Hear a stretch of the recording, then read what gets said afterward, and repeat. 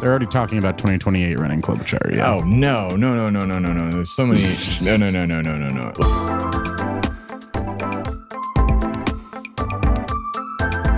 Hello and welcome to America the Conversation. I am one of your hosts, Tim Phillippe, and with me, as always, is Andrew Turner. What's up, man? I feel like this is rigged. I feel like there's no way that I'm going to get a fair podcast. And I feel like really it's just your donors that decide what we talk about. I mean, yeah, that like we do take money from Soros, as every single commenter on our YouTube videos will say, or China, or I don't know. Who do you take money from according to the right-wing trolls? Soros, China, obviously, the deep state. I'm waiting for my checks any day now. I've made a lot of credit card purchases. I'm really relying on the checks from Soros coming soon. I told you not to buy that Burberry scarf. Like, it was too much money, man. Like, just because George wore it doesn't mean. I really don't know what I'm going to do with this boat. But yeah, best decision and worst decision you'll ever make is buying a boat. Or it's the best day of your life is when you buy the boat, and the best day of your life is when you sell the boat. Hey, everybody, welcome to your dad's idioms. So we're old, not really. This is how we get Gen Z. Yeah, we talk about boats. Let's talk about your dad and like your dad, Gen Z, and what we did. Like to talk about an old wooden ship. An old wooden ship. Really, this is how to make a ship in a bottle podcast with Tim and Andrew. No, what we are talking about today is something even older than your dad's jokes, and is the fact that the Democrats cannot win a single election. Well, not that they can't win a single election. It's really, the question is, are they bad? Kind of, yes and no. They weren't bad this past year. They weren't bad the year before. So, but that was only because being bad at winning elections. Yes, they are just bad in general. But like, they seem to have pulled through. And I mean, this is the TLDR of it all, of by basically just campaigning on things that people wanted, like abortion and just rights for people in general versus, running up the ladder for any corporate donor that they can find. But I would say even more so, one thing that they're definitely screwed up on, and we all, know the same old story from 2016, is not connecting with working class people. And that's why you have the rise of the independent voter. You have the rise of people that are wanting to just either vote for the No Labels Party, or even people switching to Trump, or just voting for the Green Party or Libertarian Party. Like, I mean, what was it? A good 20% of voters voted third party back in 2016. And same thing in 2020. Well, not as much in 2020, but definitely in 2016. Like, Gary Johnson was polling, 15% for a long time in the Libertarian Party. But I don't know. The Democrats seem to not really care. It's almost like they don't care to actually win. They just kind of want to hold little bits of power, which is, the general whistleblowing of this show, I guess. But thoughts, Andrew? Or I can just keep rambling on how much I hate the Democratic Party, because I do. No. I have a few things to say to that. First off, never underestimate the Democrats to snatch defeat from the jaws of victory. They tend to lose elections in this country. A second. They tend to. Democrats don't really win elections in America. Republicans lose them. They stumble in them. And stumble into them. It's not the Democrats winning an election. It's that they say the other guy's worse, right? And enough people show up to go, yes, the other guy's worse. And that's how they win if they win. They don't win on the merit of like, hey, I have these specific policies that I want to implement that will make your life fundamentally and materialistically better. They don't really run on that, at least not as a majority party. There are certainly individuals that do, but as a party as a whole, they really run on. And Joe Biden, his recent campaign plans just leaked, strategy just leaked, is doing the same thing as Hillary did in 2016 and he ran in 2020, which is Trump is bad. Make the election about Trump. Don't make it about me. Don't make it about Joe Biden. Make it all about Trump and how bad he is. And I think that everybody knows how bad Trump is. So it's not a great election strategy. But I think this is a commonplace thing among Democrats, is that they think if they can meet the bare minimum of not being literal fascists, that's how they'll win. Mm-hmm. Now, you spoke to a lot of times it doesn't feel like they care. I don't think a lot of them do care if they win or lose. I think that a lot of them personally, it's a platform to get fame and fortune, whether that be through lobbying or through a job on MSNBC or Fox News, or just writing a book and going on a speaking tour or getting a job in the State Department as an ambassador. A lot of them, for running for office or even holding office, is just a stepping stone to personal enrichment. Mm-hmm. And I don't think they care at all if they win or lose beyond, like, oh, well, that sucks. I really wanted to stay in the Senate for personal prestige. Yeah. On a bigger macro level, on a Marx analysis level, I think they don't care as a collective because they're on the same team as the Republicans. They're just the side that doesn't want to be openly racist about it. Like, in the end, their donors have the same goals as the Republican donors, just at a lesser extent. Mm-hmm. They want to make the people who own capital in this country more wealthy, own more of a percentage of the wealth, and control more of the political powers that be.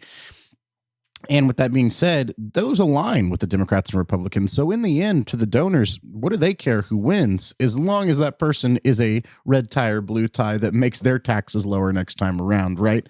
That keeps providing a low-paid, easily fireable workforce. That, yeah, the idea of like white supremacy is something that's ingrained in a lot of these people, but like as an actual philosophy isn't in all of them by any means. Vast majority, not even all Republicans, not even a majority of Republicans. There are people who are Republicans that are running for office that are horrible fascists, white supremacists, demagogues, xenophiles, xenophobes. But that being said, those people and the people that are running in the Democratic Party, like Bob Menendez, don't have a lot of disagreement other than they don't want to say openly racist or homophobic things. Like, I don't see a difference at this point between any legislation that somebody like Kristen Sinema has put up or Joe Manchin has put up and a moderate Republican that would be like, well, I don't like Donald Trump or the way he says things, but I really appreciate his economic policy. Yeah. Like, they're the same people. And I think that a lot of the Democratic Party, because it is a big tent party that has a lot of different people in it, more so than the Republicans, because it is a party that has co-opted the working class, both white and black and gay and straight and male and female, for 60 to 70 years now in a lot of ways, is a party that the people in charge, at least the Nancy Pelosi's, the Chuck Schumers, they believe in the Jimmy Carter fear, right? That if they go too far left, they're going to lose elections. And it's much easier to just compromise like Bill Clinton did and meet in the middle. And the Republicans will be rational and also meet them in the middle. And then they can all come out looking good on top, that they work together and that the policy will be the proof in the pudding of people continuing to vote for them. And I think that is an irrational pre-internet, pre-24-hour cable news cycle, pre-modern era political strategy, because the fact is people are ingrained now in their partisan politics. We have become a tribal nation. People don't change their vote for the Democrats versus the Republicans on a regular basis anymore. You see that independents are rising as a percentage, but that's not independents because they're like, I have a third party choice that I particularly like, even if they don't feel seen or heard. It's that they don't feel seen or heard by either of the parties. And that's because neither of the parties care about the individual. They care about either getting reelected or fulfilling their donors' goals. And like I said, are there individuals in both parties that do care about their constituents, including the Republican Party, that I just fundamentally disagree with on some things? Sure, there are. I would say there's a lot more in the Democratic Party who are good people that I may fundamentally disagree with on some things. But the vast majority of people that are holding office and an elected office now view it as a career. They view it as a stepping stone to move on. And if they lose, it's not a big deal. If they lose, they don't get their local river poisoned. If they lose, they don't have to worry about a job not being there for them that was there for them for 20 years or a pension going away. They have a pension for life. They've been elected to Congress. Like, they don't have to worry. Do they get a pension for life if you get elected to Congress? If you stay there a certain amount of time, I think it's yeah. I believe it's maybe 2 terms, but yeah, I know in Senate you immediately get a pension. Wow. Yeah. Oh, I hate that. But yeah, all right. That being said, you get retirement, you get healthcare, and you get a pension for the rest of your life. So it's pretty cool. A lot of these people do not have the working class or the average American's goals in mind. And with that being said, I don't think that the Democratic Party as an institution is the good guys and the Republican Party is the bad guys, which I think a lot of us grew up that are liberals or leftists thought. and grew up believing. And I think that is a mischaracterization of what's going on here. They are both capitalist parties that want to maintain the rich getting richer. One just isn't willing to stoke the fires of hatred, whether that be against people of color, gay people, trans people, Muslim Americans, Jewish Americans, and one is willing to do that as a political mechanism. Yeah. But they both just want to control Congress so that their rich friends can keep getting richer. That's just so disappointing. We could easily just end the episode right there because that's why they don't win. They don't listen to anybody and they don't care. That's kind of the gist of it, isn't it? Versus, they could do so well and they could actually win. They could actually, Democrats do have a thing about Democrats, especially the Democratic Party has a thing where they will celebrate wins before they actually win. They'll celebrate small wins way too often. Celebrate your small wins, but good Lord, actually have a big win once in a while. But when they celebrate the big wins, they don't talk about it. Every single month, at the beginning of the month, within the first week, I get a New York Times alert or some sort of news alert about how 200,000 jobs have been added to the economy. Why are they not talking about that? That we have these, all these different things that Joe Biden actually has done. He hasn't done enough, but there are things in the world, the Microchip Act, and all these other things that have been put through. They don't talk about them. They're instead going to, and that's the most disappointing part, is that they're just going to focus on other guy bad, me, don't look at the man behind the curtain who's aging rapidly because he's stuck in a time dilation field from Star Trek and just getting really, really old like the goddamn Crypt Keeper. And that's what we got right now versus the other guy who is just as old yet has the energy of my dog. And it's insane. I don't understand. I don't even know what any of that meant at this point. It's so frustrating knowing they don't care. It's frustrating knowing that they're not going to try and actually win and talk about any sort of accomplishment or go on any sort of thing that has won Democrats consistently in 2020, 2021, 2022, and 2023, which was abortion, weed, and everything else that progressives want, and workers' rights. You want the working people. Look at fucking England. They have the Labour Party. That's their Democratic Party. And it's right in the name. It's a Labour Party. It's a socialist party for the workers. And goddamn, even the Tories aren't even that bad in England. As bad as the Republicans are. The Tories are horrible. They're not as bad as Republicans. They're not as bad as Republicans. That's the thing. When the Tories aren't that bad as bad as Republicans, you're bad.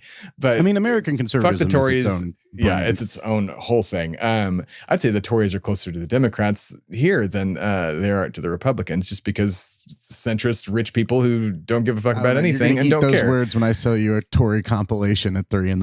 of just the most horrible racist shit that someone said in a British accent. I know, and I'm sure there's one English viewer saying the it's Tories fine if they don't have guests. Yeah, let the poor starve. I'll eat the children. There's going to be quotes like that all over the place, and you're going to be mad. Just give them some cake and tell them to fuck off. Exactly. That's that's what the Tims is for. That's what you throw immigrants into. Yeah, there's going to be a lot of that. Let's not act like England's better than the United States. No, they're not. I'm not saying they're better by any means. In fact, they're if I have to leave the U.S., I don't really want to go to England. They're really genocide. Okay, we're just the baby genocide daddy. Genocide daddy. England. Lord, fucking. That's a T-shirt right there. We should put in the shop. Just England and just genocide daddy. That'd be funny. I may do that. The Crown can't sue me. King Charles doesn't even know how to use a pen, let alone sue me. No, they can't sue you as an American for making fun of the Crown. They could sue you if you were a British person. I don't think they could sue you. They could just send you a cease and desist. It might get complicated. We might not be able to sell in London and in Ontario or something. Just fully delisted in England. Mm-hmm. We tried to post. Only available in the continental United States and Alaska and Hawaii. We tried to post off subject the Steamboat Willie to the YouTube just for a non-obvious. It got 2 views. Disney still is trying to send no from second 7 to minute 7. It's fully. Oh, that's still copyright. I'm no, it's not. It's totally not. Whatever. It didn't work. It got 2 views. So go watch it if you want. We got Steamboat Willie running the channel. It's not going to demonetize us or anything. It's just not, they're going to push it. And it's banned in 7 countries or something. What was this podcast about? How the DNC sucks? Yeah. Okay, listen. All right.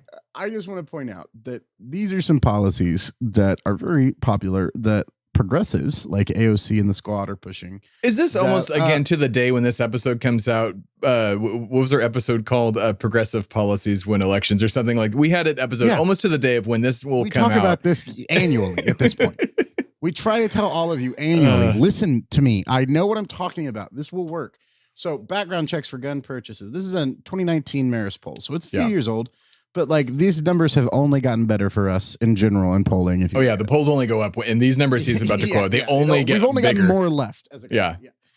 Background checks for gun purchases at gun shows or other private sales. 89% think it's a good idea. Medicare for all that want it, that allow Americans to choose between a national health insurance program or their own private health insurance, which I think that's badly phrased there because it wouldn't be, or you could still buy private insurance on top of your insurance. My God, that's such a mislead that people get so pissed on. I'm like, well, we can't do this because then that'll get rid of my insurance. Like, that's not how this goes. Oh my God.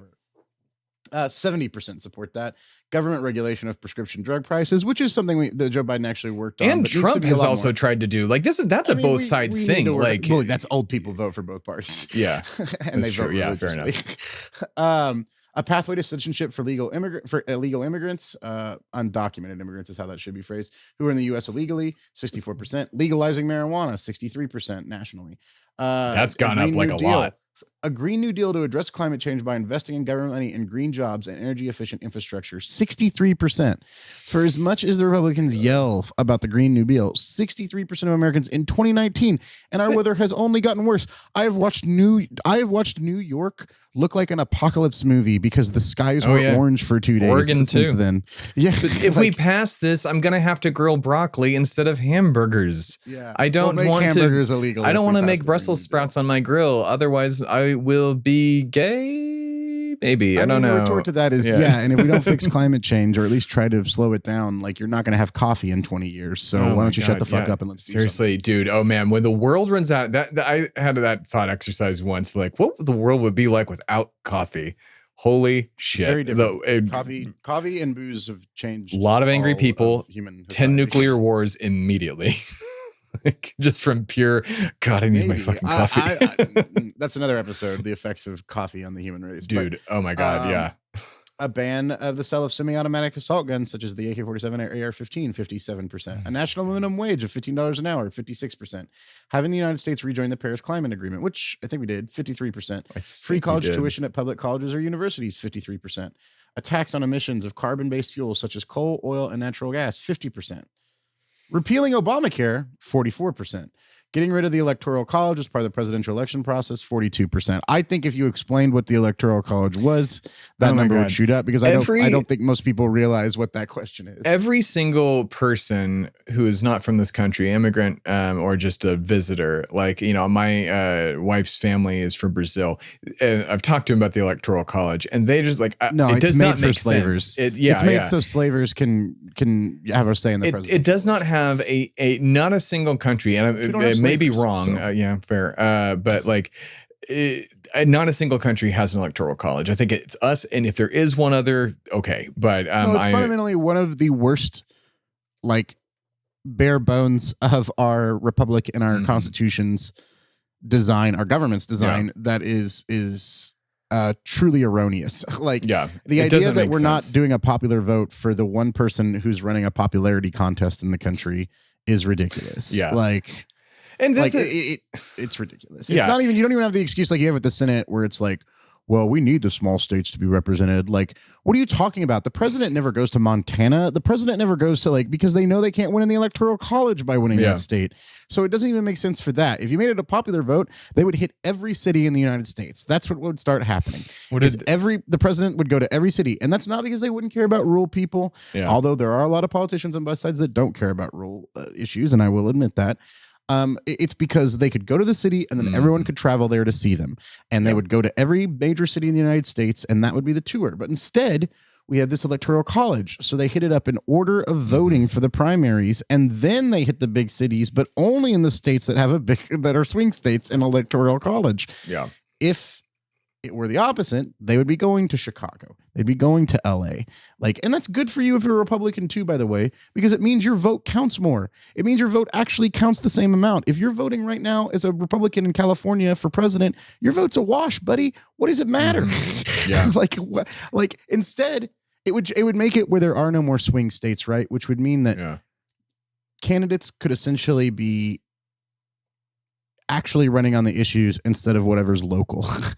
And not even that, because they don't run on what's local now, instead of what is regional to that area that's in the rich people for that region, right? Yeah. Nobody gives a shit about corn subsidies for extra fuel and ethanol except Iowans. It's just the truth. And no, President Cantrell, when they look at you, my dear Iowan listeners and viewers, they don't give a shit about you. They just say that for 6 months before the Iowa caucus. They come there, they eat a bunch of corn, they eat weird fried food, or they go to every single city, and I think it's twice, and I don't know as if we mentioned it in the last episode, or the first episode of Not Their Best. I live in New Hampshire. It's the same thing. No, but Ron DeSantis went to every city in Iowa, I think twice, and is still polling in fourth, which is hilarious. Well, that's just an anecdote that doesn't matter, but it's funny. Okay, if you met Ron DeSantis in person, would you be less or more likely to vote for him? More than likely not to vote for him. I said that weird. You'd be less likely to vote for him if you met him in person. That's my point. Yeah. Is his campaign should be his wife talking about him. He shouldn't be on camera. Yeah. The man is negative Riz. Yeah, but, I know. Okay, my point is all these things that we were talking about that are progressive policies that are considered far left-wing and scary to Nancy Pelosi and Chuck Schumer. They're popular. Are massively popular, over 55% that Americans support. Why don't if you were running on these, people might show up to vote for you because they expect you to do them afterwards. And if we as a party and as a collective ran on these, we could actually do them and implement them. Yeah. And the Democrats also like to use the excuse, I want to say, this is another thing that I had to bitch about the DNC before we move on. They'll use the excuse all the time, we can't cancel your student loans because there's a parliamentary issue in the Senate, and someone who's unelected on that fucking parliamentarian. But then Joe Biden will go around Congress to send more missiles to Israel when they are about to be indicted by the International Court of Justice for genocide. Yeah. Literally will go around Congress, violate the Constitution for Israel to keep killing Palestinian children, but will not do it to get rid of your student loans, which are from the government. And they should be able to cancel at any time just from the Department of Education, let alone through their executive branch. But it's so silly. And I don't understand why, you see those polls and they're really consistent with every single pollster, even right-wing pollers will, maybe they might try and skew it, but it'll still come out with, these are the popular policies. We could win the left-leaning side of politics, or at least just the Democratic Party could win every single time if they just did this, especially right now. If he's worried about winning, my God, dude, just why? Who is telling him that this is the way to go? That's what I truly don't get. It's definitely, I think Joe Biden who is don't pay attention to polls of the old guard. I think they think that going for those things looks good until the Republicans start arguing with us about them, and then they complicate it up, and what we should just run on is Republicans bad. They think of the American voters stupid, and they're semi-right about that. I'm wondering what other apologies say. There's a lot of stupid people. I'd say a good a third at least. A significant portion of us are very the MAGA ones. No, not just them. There's plenty of Democrats that aren't that smart. Oh, there's tons of Democrats that are not smart. But assuming that anybody who voted for Bernie Sanders is a burnout random TikToker douchebag. Oh, come on. Whatever. Get a new line. Bernie Sanders is. We have 3 episodes on that whole subject. Go fuck yourself. But point being is, all these things are popular, but there's an old guard of Democratic Party that believes in that Clinton era of you got to meet in the middle, you got to go conservative, you got to seem like the rational one and let the Republicans look crazy. Well, what that's done over the last 30 years is let crazy people run the Republican Party and get elected to office and get crazier and crazier and crazier because we let them play into their base. and we never ever play into ours. Yeah. And because of that, they're not willing to support these obviously popular policies because they're they scared keep that winning getting with them. anything liberal. I know. I keep going around in circles. Like I'm trying to convince, like the Joe universe Biden is to just listen. I will say, if you want yeah. some positivity, like maybe not the last of this for the Democrat Party, don't get me wrong, but I mean, like, I think he will be the last president elected with this old guard running his cabinet, especially because the boomer to millennial transition is happening, right? Like it is every election we see more and more like, oh, that's interesting. Millennials made up 36% of the electorate. Yeah. No, 37% of the electorate. No, 38. And that's going to keep ticking up because boomers keep dying. So loss. Way to go, boomers. Way to die. Fucking losers. Anyways, they keep dying because of COVID and age and, the constant fear of an immortality that we all have in the back of our head. And losers. After it's they like, take just those be major alive. L's. Yeah, just live. Fucking idiot. Anyways. God. Like, just don't die. God, it's not hard. I do it every day. You literally just don't do it. God. Anyways, I think that millennials are going to take over the political system, and there's certainly plenty of conservative millennials. Are you sure but Gen as a X ain't going to get there generation- first, though? That's what I'm worried about, because you got Klobuchar, you got Cory Booker, you got, fucking every other. I mean, we need to There's still establishment. We need to transform the Democratic Party at a fundamental level. But but that comes from running people at local offices. That comes from building up our bench. That comes from not purity testing people like AOC and Rashid Tlaib, who are trying their damn best. And I know everybody calls everybody a sellout, and a lot of the left wing is about like how this person isn't completely pure. But there's a difference between AOC, who does an accidental lib shit, like goes to the Met Gala in some silly dress, as opposed to John Fetterman, who is taking money from AIPAC and is bought out by someone. Yeah, who lied to everybody about being a progressive and then said, it's not true. Like, he straight up did. Lied. Honest to God, straight up did what everybody should be doing with Republican Party. And it's just like saying all this stuff and go, I don't believe any of that. Once you get elected, like, fuck it. They're clearly doing it to us in some way, shape, or form. Used to do that all the time. Yeah. They've done it before. Like, why? I just don't understand why that is like a normal practice. But I think it'd be easily figured out eventually. Who knows? But yeah, fuck John Fetterman. Wow. Like, truly a disappointment of a human being who will only serve one term. I promise you that. Like, there is not a chance. About that, but he let his constituents down. People that voted for a progressive guy in Pennsylvania after they voted for a progressive governor. Right. Like, he's not going to get elected again. I hope you're right. I think Pennsylvania is a pretty purple state, and he's probably making a calculated move, and it will probably benefit him. I think that maybe it's not the right move morally, but it is. I think he'll get infinite money from AIPAC, and he'll be able to run an election. And he's big and he's strong, and like the only person who could have beat him is Oz because of the celebrity factor. And Oz was worse. Oz would have been doing this plus Republican shit. So. I mean, like, I'm just saying he almost lost to Oz. That's some crazy shit. John Fetterman is, it's insane that he even had to make that race. Wow. But John Fetterman is the first example of this new crop of politicians. That's the sellout, know? But, that's good. That means the vast majority of the new age of crop of politicians, which includes Bernie Sanders. And I don't mean they weren't in politics or whatever. I mean, like, in the new era of the left that we're all living in, that Gen Z and Alpha and the millennials are living in.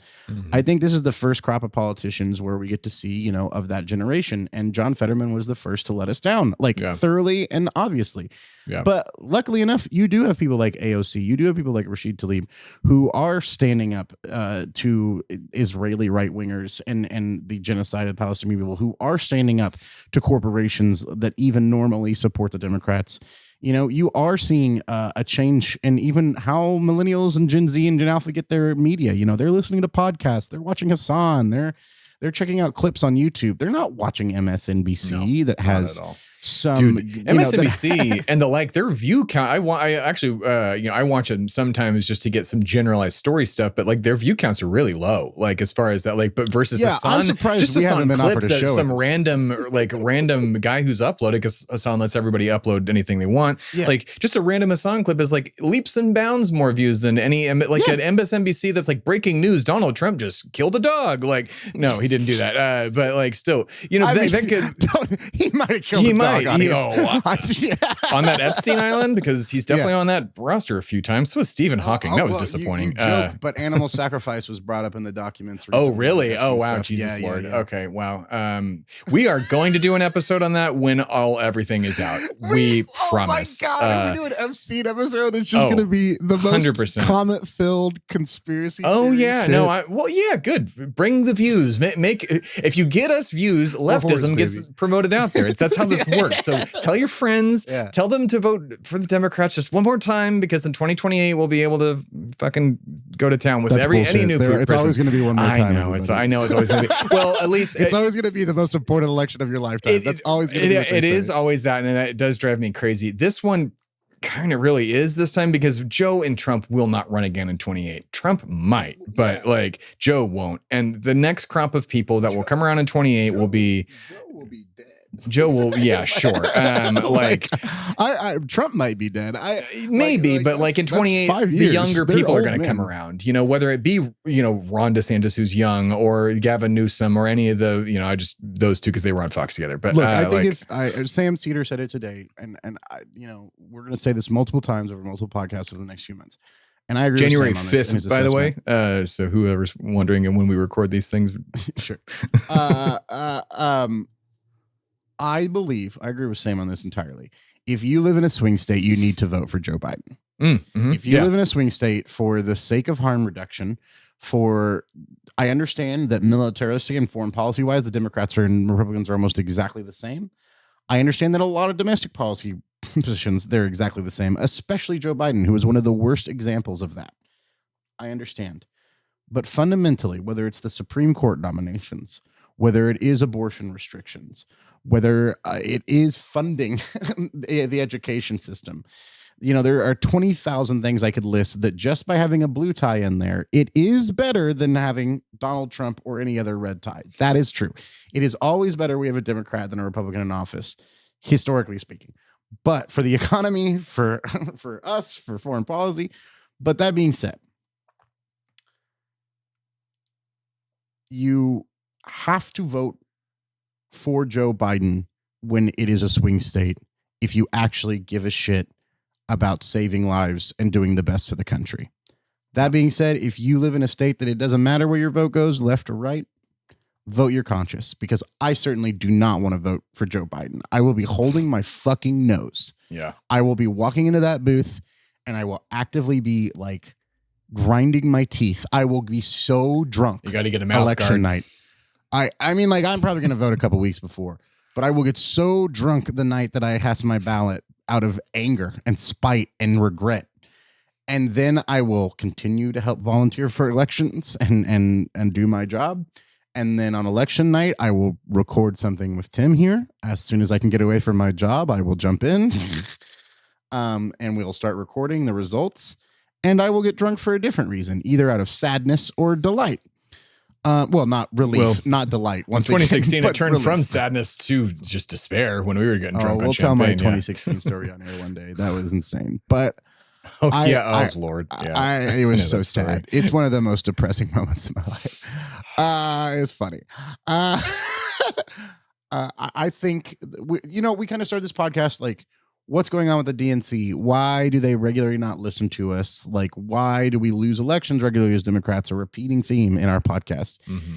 And I think that the truth is that no one is inspired to vote for the Democrats because of the choices that they've made at the top leadership level. And that choice is to always compromise, to try to look rational, and to do what our donors want. And I think that that's erroneous political strategy in the year 2024.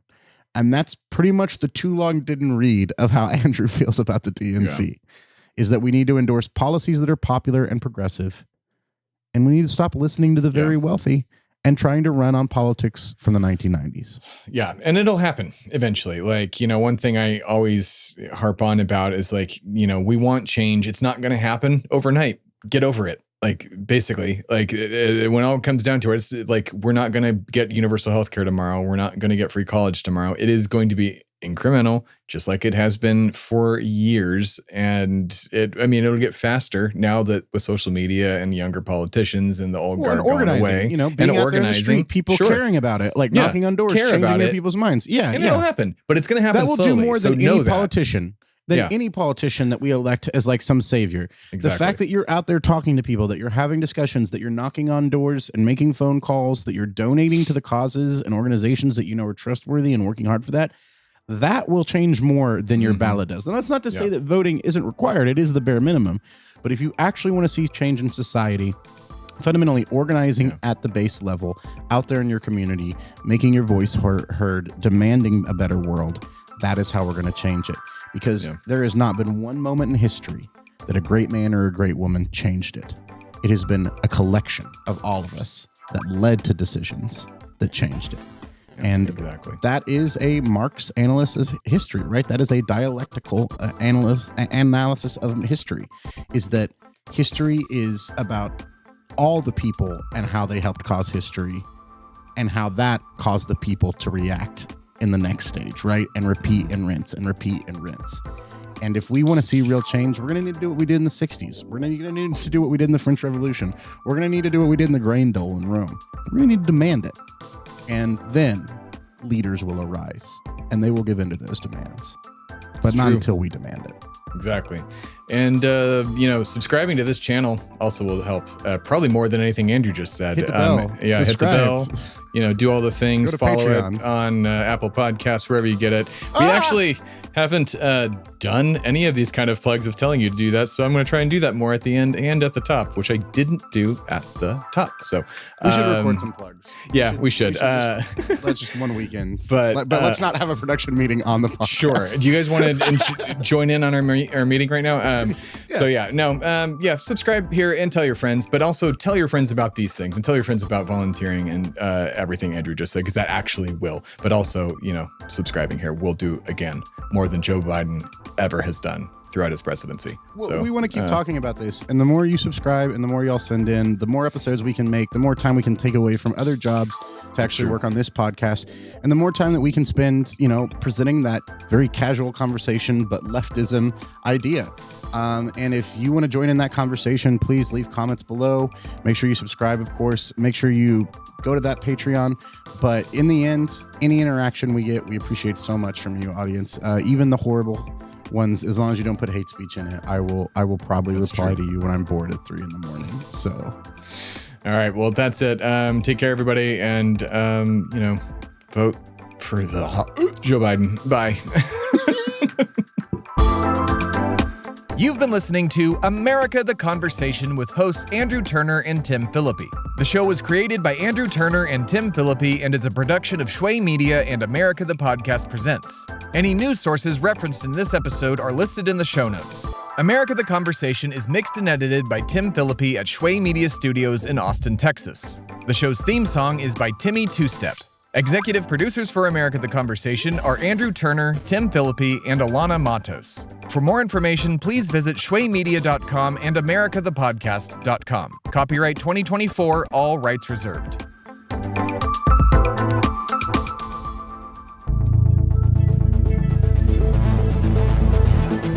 This has been a production of Shway Media, all rights reserved. For more information, please visit shwaymedia.com.